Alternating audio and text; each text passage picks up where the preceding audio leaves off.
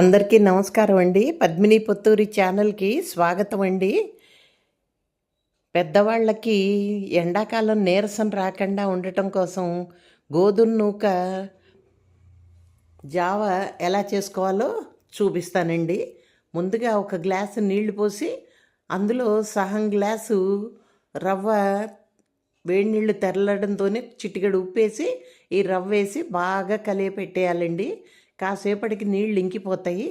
ఇంకిపోయాక దించేసి చల్లారాక చిక్కటి మజ్జిగ ఆ జావలో వండిన జావలో కలుపుకొని ఏదన్నా పచ్చడి అల్ల పచ్చడి కానీ మాగాయ కానీ కొద్దిగా వేసుకుని కలుపుకొని ఈ జావ తాగితే చాలా రుచిగా ఉంటుంది. షుగర్ ఉన్న వాళ్ళకి ఇది మంచి ఆహారం అండి. ఉట్టి జావ సహించకపోతే చక్కగా ఇదేదన్నా పచ్చడి నంచుకుని కూడా తాగేయచ్చు. ఆకలి అనేది ఉండదండి, నీరసం అనేది ఉండదు. నా వీడియోస్ కనుక మీకు నచ్చినట్టయితే లైక్ చేయండి, షేర్ చేయండి. సబ్స్క్రైబ్ చేసుకొని వాళ్ళు సబ్స్క్రైబ్ చేసుకోవటం మాత్రం మర్చిపోకండి. కామెంట్ కూడా పెట్టండి. మరొక మంచి వీడియోతో మళ్ళీ కలుస్తాను.